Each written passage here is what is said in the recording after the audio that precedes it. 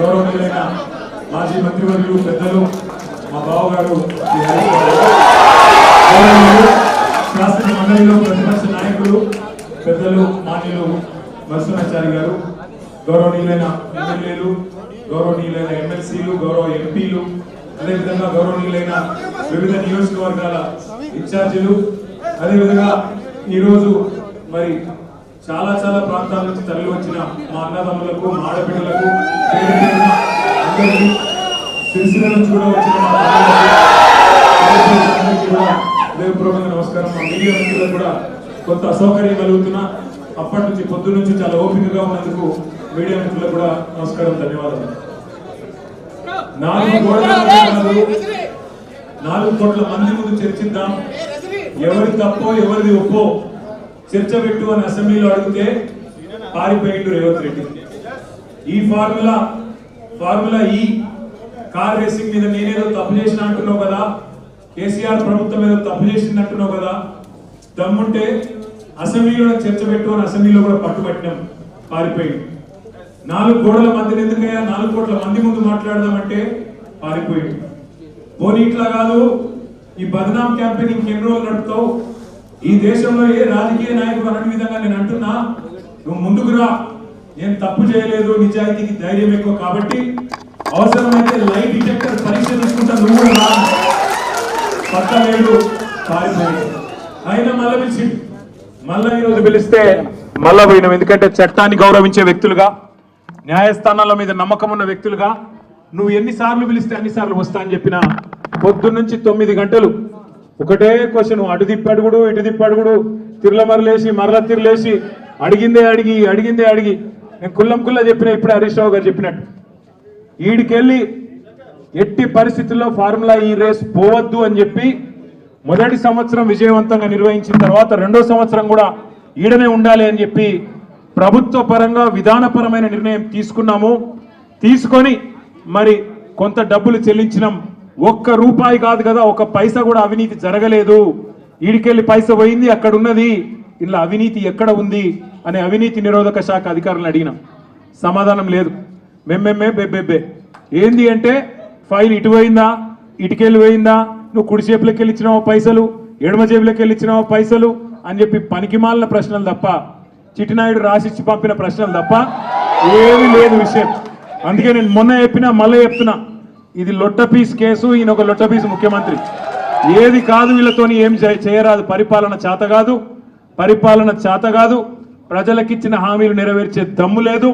అందుకే దద్దమ్మ రాజకీయంతో ఇవాళ తప్పించుకునే ప్రయత్నం చేస్తా ఉన్నారు. మొన్ననే మన నాయకుడు పెద్దలు తెలంగాణ సాధించిన నాయకుడు కేసీఆర్ గారిని కమిషన్ ముందుకు పిలిచిండు, అంతకుముందు హరీష్ రావు గారిని కమిషన్ ముందుకు పిలిచిండు. ఆయనకున్నదంతా ఒకటే షోకు, నేను నెల రోజులు జైలున్నా లుచ్చా పని చేసి వీళ్ళని కూడా పెట్టాలి కొన్ని రోజులు, అదొక్కటే ఆయన షోకు. ఆయనకున్న పైశాచికానందం అదొక్కటే. సాడిస్టులు ఉంటారు చూడు కొంతమంది, నాకు దక్కంది ఎవరికి దక్కద్దు అన్నట్టు, నాకు జరిగింది నీకు కూడా జరగాలన్నట్టు ఆయన ఎట్టి పరిస్థితిలో కొన్ని రోజులు జైల్లో పెడదామన్నది ఆయన షోకు.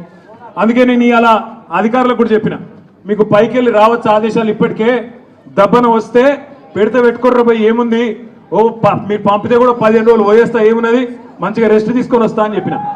ఇప్పుడు కూడా మళ్ళీ చెప్తున్నా, తప్పు చేయలేదు, తలదించుకునే పని ఎంత మాత్రం చేయలేదు. తెలంగాణ ప్రతిష్టను పెంచే పని చేసినాం, తెలంగాణ ప్రతిష్టను ఆకాశం స్థాయికి తీసుకుపోయే పని చేసినాం తప్ప తప్పు చేయలేదు. అది కాళేశ్వరం ప్రాజెక్టు కావచ్చు, ఫార్ములా ఈ కావచ్చు, ప్రపంచంలోనే అతిపెద్ద లిఫ్ట్ ఇరిగేషన్ ప్రాజెక్టు కాళేశ్వరం. అందులో చేయని తప్పుకు ఇవాళ కేసీఆర్ గారిని, హరీష్ రావు గారిని పిలిచి వాళ్ళని అక్కడ ఇబ్బంది పెట్టే ప్రయత్నం, మన నాయకులు కార్యకర్తల ఆత్మస్థైర్యం దెబ్బతీసే ప్రయత్నం అక్కడ కమిషన్ ముందు.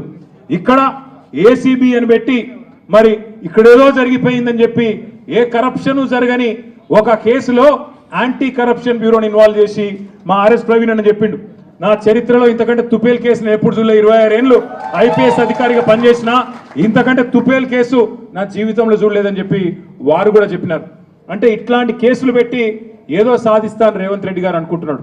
నేను రేవంత్ రెడ్డికి చెప్పేది ఒకటే, నా మీద ఇప్పటికే 14 కేసులు పెట్టినావు, ఇంకో 1400 కేసులు పెట్టుకో, అవసరమైతే జైల్లో పెట్టుకో, ఏమన్నా చేసుకో, భయపడేది లేదు. తెలంగాణ కోసం ఆనాడు జైలుకు పోయినాం, ఇవాళ అవసరమైతే తెలంగాణ ప్రతిష్టను పెంచడానికి తీసుకున్న ఒక నిర్ణయం వల్ల మళ్ళీ జైలుకు పోవాల్సి వస్తే కూడా భయపడేటోడు ఎవడు లేడు. నీ ఉడత ఊపులకు ఎట్టి పరిస్థితుల్లో భయపడం. నేను మిమ్మల్ని అందరినీ కోరేది ఒకటే, ఇదేంటంటే ఇక డైలీ సీరియల్ లెక్క అయిపోయింది.